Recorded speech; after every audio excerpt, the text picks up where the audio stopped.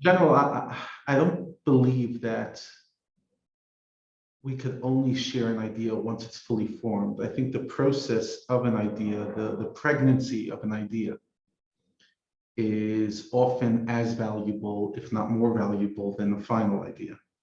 And that's why we don't only study Jewish law, we study the Talmud, which is, forgive the term, the pregnancy of Jewish law. It's how it's formed. It's the makeup of it. It's the building blocks of Jewish thought.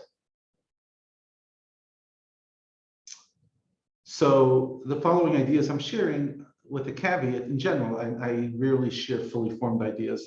Very few ideas, in my opinion, are actually ever fully formed. They never come to term because ideas are always evolving. Ideas are very abstract, but on the other hand, they're very human, and your perception and your approach to ideas will always change and evolve as time. So with that introduction, I want to talk about narcissism. I know that's a bit left field, narcissism. I heard a good term earlier. I was listening to a lecture by Rabbi Manis Friedman, and he says, what's the difference between somebody who's selfish and someone who's narcissistic? Says someone who's selfish will take care of themselves. They'll focus on themselves. Someone who's narcissistic can destroy themselves. And the biggest proof is the actual name narcissism comes from that legend of the Greek Narcissus comes to the river and staring at a picture, and he's so obsessed with the reflection of his own face that he just cannot move, and eventually he just dies staring at his own face. In other words, narcissism is when your focus on self becomes so self-destructive.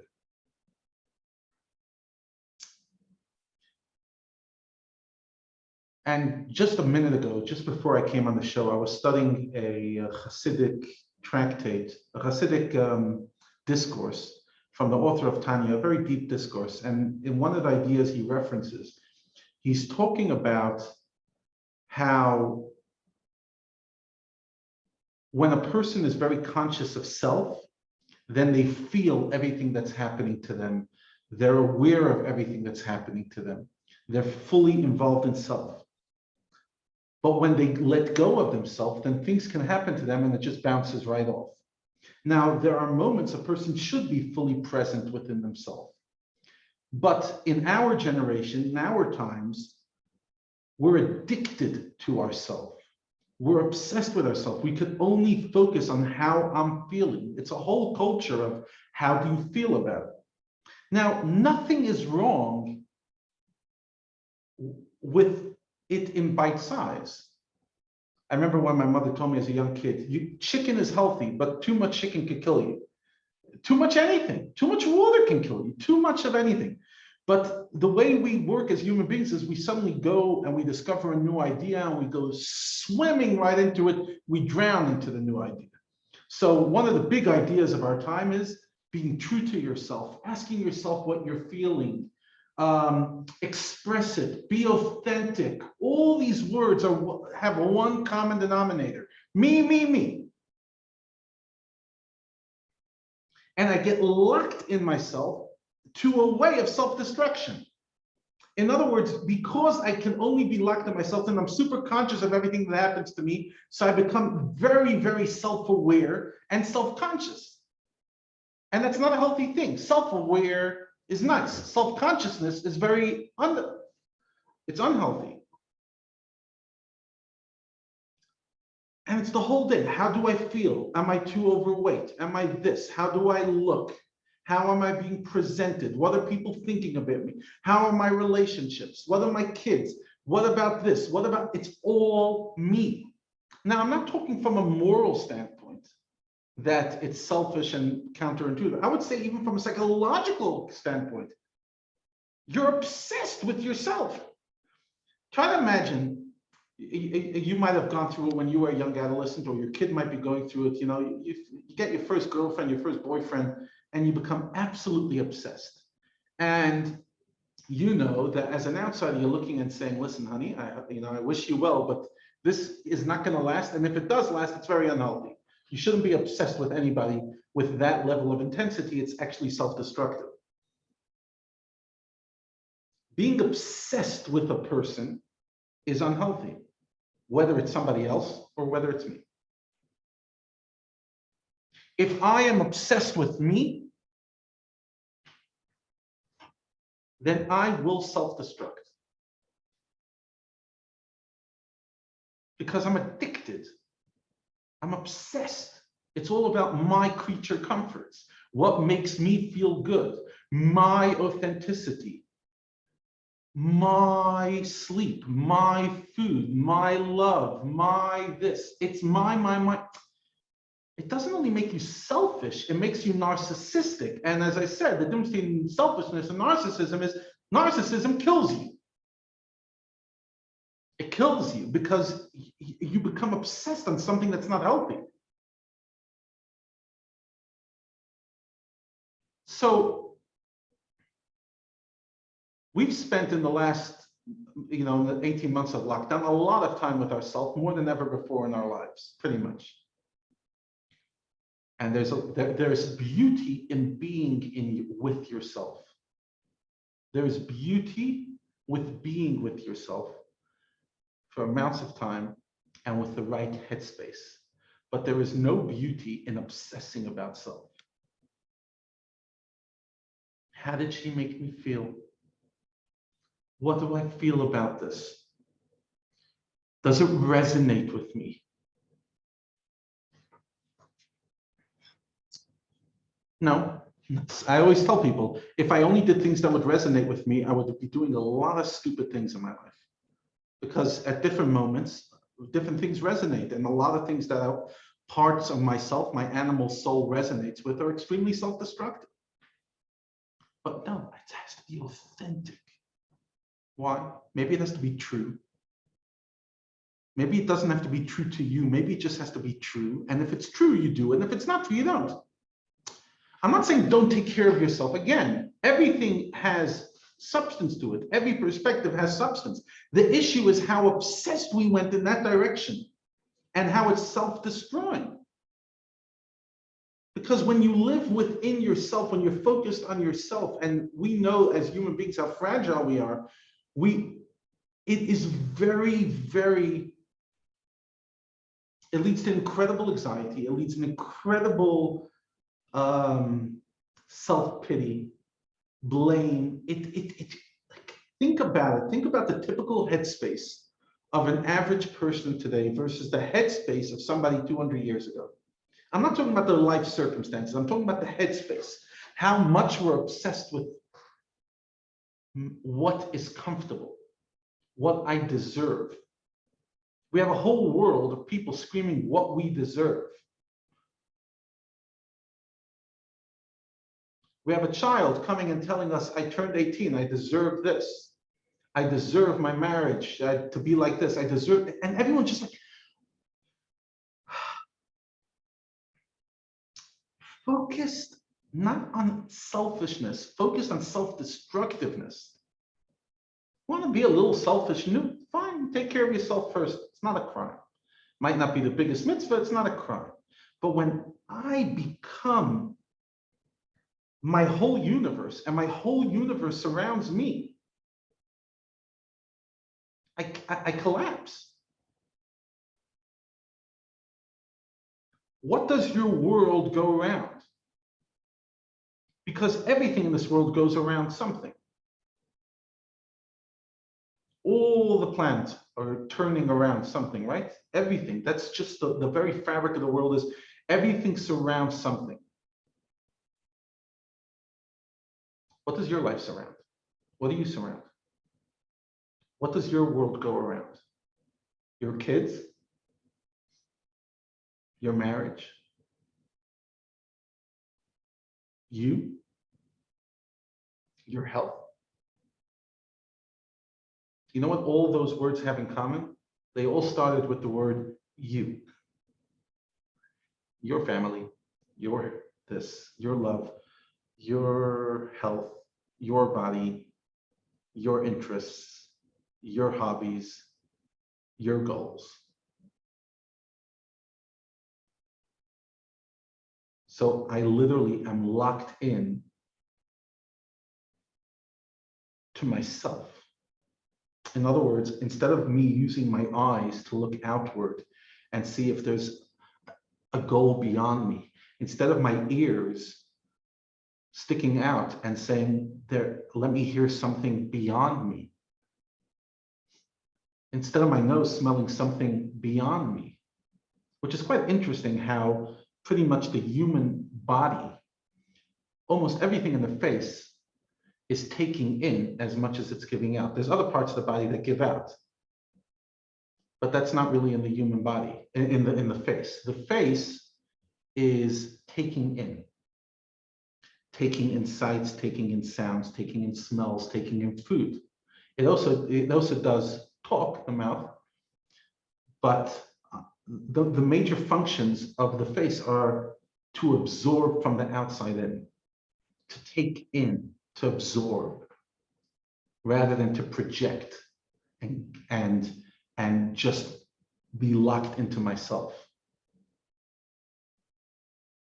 To be open to ideas beyond me, my brain constantly trying to absorb new ideas.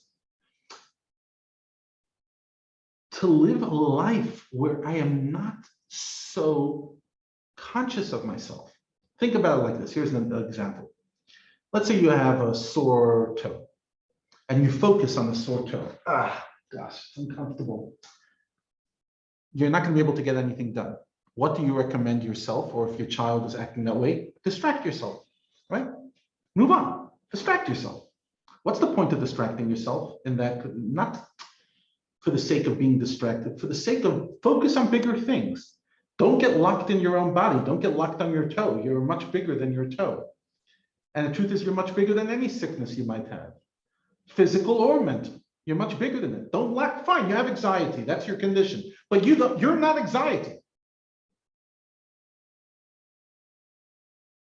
But if all I could do is like analyze and unpack, I'm anxious. Why am I anxious? What am I feeling? And again, it's important with a limit. Nicht die ganze Tag, not the whole day. What are you feeling, honey? What are you feeling, honey? What are you feeling, honey? What are you feeling, honey? Like, one thing I'm learning with my kids, sometimes you have to ask them what they're feeling, and sometimes you got to tell them, go to your room. Sometimes it's not about you and your feeling. Right now, it's not the moment to have a meltdown.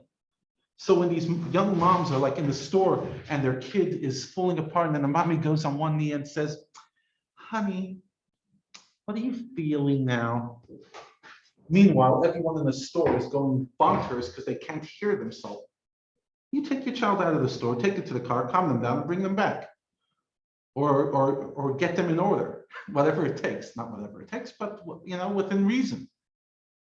No, honey, let's express your feelings. You have to be authentic to yourself. And if you want to have a meltdown in the middle of Toys R Us, it's absolutely your truth. And I, as a mom or a dad, would never want to stifle your truth. Ridiculous. My child, your feelings are important to me. But you know what's more important to me than your feelings? That you don't grow up thinking that the whole world surrounds you. So I will give space to your feelings. I will validate them. But that's not what the world surrounds. The world doesn't go around your feelings or even your dreams. The world goes around morals and values and goodness and kindness and God and purpose and meaning. The world goes outside you. The truth is found when you get lost of yourself. In the words of Kabbalah, bitul, when you lose yourself. Not lose yourself as in become a shmata and become a nothing. No, transcend yourself. Be bigger than yourself. Realize that you're just a vehicle for something so much more powerful than you. That you are important, but not because you are important, but because what's within you is important. And what you stand for and what you can project to this world is important. But if all you get is lost in yourself, then you're getting lost in the messenger and you're forgetting the message. Because we're all here to give a message to the world. But if all I can focus about is me and me and me and me and me and my comfort and what I deserve and what's going to make me happy, and I'm anxious and I'm stressed and I'm this and I'm that and I'm overwhelmed, I'm stuck on the messenger. I'm frozen. And I'm not allowing the godly energy within me to flow.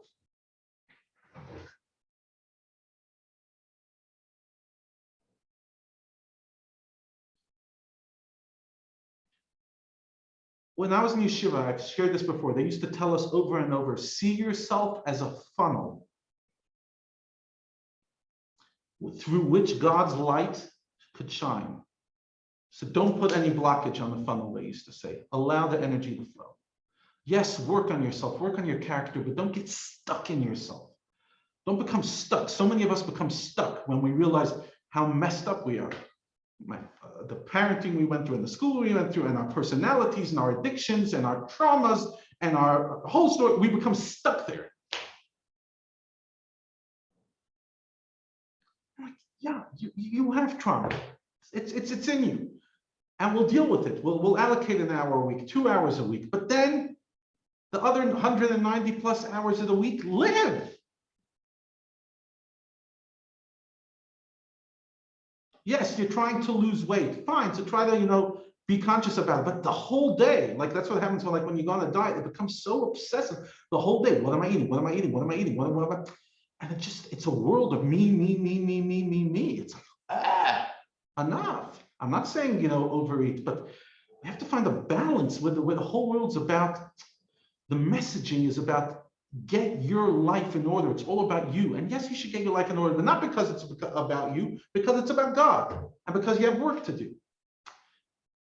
Take care of yourself because you need, because God, that's what God needs of you, not because that's what you need. And that's the ultimate goal. And that's why when people sit there saying, oh, I dream of nirvana. I dream of a day of peace. I dream when I could just sit on an island and literally drink, martinis for the rest of my life. You're like, then die now. That's what happens in heaven. They all sit on islands and they're all drinking martinis. Fine, it's a little more spiritual martini, and maybe it's a pina colada, another martini. That's pretty much what goes on in death. Everyone sits on an island and just gets fatter and fatter, and they don't have to diet because life is great. And nobody, they're not dating, they don't have to impress anybody, they're divine, they're beautiful. Now, yes, I'm being a little, cynical about heaven. Heaven's a beautiful place, but it's a place of pleasure. It's just a different kind of pleasure than we have in this world. So by us, the definition of pleasure is, enjoying life, pleasurable sensation. And over there, it's godliness. But ultimately, if our goal of life is pleasure, go there. Go to heaven. Don't go to hell. There's no pleasure there. Go to heaven. But we don't believe in that. In other words, we believe that heaven exists, but we don't believe in going there. You go there when you have to, when you're forced to. You don't rush it.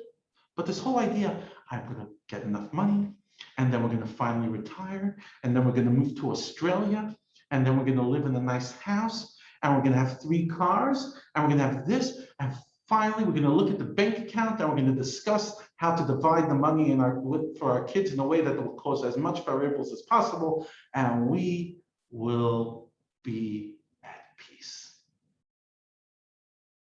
And I'm thinking, if that's your goal, then die now. It's much easier. You don't have to work that hard. You don't have to go to work for the next 30 years. You don't have to save money. You don't have to keep yourself in shape. If your goal is pleasure, then go there now. Go get your pleasure now. But who says the goal's in pleasure? Pleasure is nice. I'm not saying don't indulge in pleasure, but not the ganze tag, not the whole day. And it's not a goal. It's a creature comfort. It makes the journey of life a little more pleasant at times. Baruch Hashem. But to set that as the goal, besides the fact that it's ridiculous because pleasure comes and goes, it's all about me and what's going to make me comfortable. And I'll be honest, if pleasure is the goal, not only should people die, people should never have been born in the first place. It's much more pleasurable not to live. In the words of ethics of our fathers, Noach lo la'adam shelo nivra. It would have been better and more peaceful and noach, more serenity if you weren't born in the first place. If serenity is your ultimate goal, this is not the world for it. If peace, nirvana, oneness with the divine is your goal, in other words, escaping your reality, no. If your goal is pleasure and more pleasure and just indulge in things and stuff and feelings and sensations, again, life is a bad exchange for that. The challenges of life don't add up worth it. But if your goal of life is to live a life of growth, a life of purpose, because that's my calling, it's beyond me, it's a call beyond me, it's not a call within me, it's a call beyond me, a bat call from heaven, a voice from heaven, then yes, of course life is worth it, because it's not about me. It was never a mathematical equation, does it equal for Levi? Okay, Levi, let's figure it out. Okay, so these are the gifts in your life. Let's make a paper, and we're gonna make a line in the middle. This is the blessings of your life. This is the challenges of your life. Let's do the math. Okay, you have more blessings than challenges. For you, it's worth it. Next. Shema, you're disabled, you have anxiety, you're bipolar, your parents left you as a young kid, you've struggled in school, you've been bullied, you don't have any skill set, and then you have a few strengths. I don't know. Is your life worth it? How patronizing is that? How condescending is that? But that's often the way we see it. What do you mean? Like, let's see what kind of life you made for yourself. You have children, and they're healthy, and your marriage, and you're this, and you've got a financial nest. You know, I was doing the discovery thing recently, where you're trying to open a bank account. So they're trying to see, are you financially stable? 0 to 100. How's your health? 0 to 100. Is your future life insurance is set 0 to 100? Is et cetera, et cetera. And like then they give you a general mark if you have your life in order. And I get it. I get why they do it. But for me, it was like this kind of stock reminder, because that's the way we live our life. Do I have my life in order? If I have my life in order, then I'm worth it. I mean, I've got it. But if I can't put together my life, then I don't know. Don't know. Like, I'm not sure. Like, mathematically, this life doesn't seem worth it. But life was never about the mathematical equation. It wasn't about hitting goals. It's nice, but that's not the purpose of life, to come into the world, get goals, and then die. The purpose of life is to play your part. And then when God decides your part is done, he takes you. But to play your part by growing your character, by transcending yourself, not by denigrating yourself, not by disrespecting, by transcending self. It's bigger than you. You're important, but there's something even more important than you. I'm not saying you're not important. You are important. So focus on you. But then get beyond that. There's something much bigger than you. Your calling, your purpose. But we're getting stuck in the first chamber. Oh, I'm important. So let me take care of myself. Okay, so let me spoil myself, and let me spoil my mind, and let me spoil my heart, and let me ask myself, what is it? Oh gosh, if only I renovated my kitchen for the 18th time, finally I would be at peace. That outfit, that car, that holiday, and then I've hit it. I've hit my target. No, you haven't. It's nice. It's good. You haven't hit anything. What kind of goal is that? Think about it. I'll leave you with this thought. Our neshama is so powerful. Our soul is so powerful.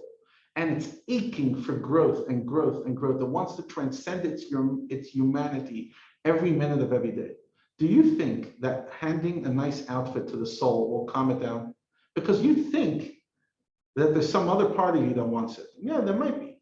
But ultimately, that angst that you're feeling inside, that unsettlement, is your neshama coming and saying, more, more, more. I'm still hungry. It's not enough. Give me more, give me more, give me more. So me showing up and saying, hey, Lexus, here we come. Might make the animal inside a little happy, so like the godly soul will kind of be pushed aside, but then 2 days later, the godly soul is back and saying, like, really? Lexus, now what? I'm still craving something. I'm still like, we have work to do, people. Come on. You know, like when you walk in and you see that you hired a bunch of people to do work in your house, and they're all on their cell phones. You're like, come on. This is not free lunch. Get to work. And it's the same thing. Our soul's turning to us and saying, okay, fine, you managed to sneak out and spend an hour on your cell phone while you were supposed to work. Fine. Get back to work. You gave yourself a little fun. Fine, wonderful. Get back to work. Not in a self-deprecating way, not in a negative way, not in a bossy way, in a transcendent way. When I realize that I'm not a pauper, I'm a prince. When I realize that my potential is not just pulling potatoes out of the ground, but transforming the universe. When I look up for the first time and I realize that the universe is vast and humongous, and it's not just my little circle. Grow beyond you. Expand. Because that's what narcissism is. It's narrow. It's a narrow worldview where all I can focus is on me. All I can see in my reflection in the water, and I die because I can't go beyond it. Broaden. It's big. You're important, but there's much more important things than you. Your relationships are important, but there are things even bigger than that. You are chelek elika mimal. You are a portion of God that was sent to this world. And Hashem says, don't forget it, especially now as we're coming into the month of Elul. And we're coming into the new month that, according to tradition, according to Jewish mysticism, the king is in the field. The king will show up on Sunday and come into the field. In other words, God's coming and greeting us, and he's coming here. He's showing us love, but he's also coming to remind us, Boyki, you can do more. Not because you have to, but because you can. And if you can be a general, then why be a cadet? If you can be a transformer, why pull strawberries out of the ground? They're important, but you could do so much more. Shkoyach, everybody. Thanks.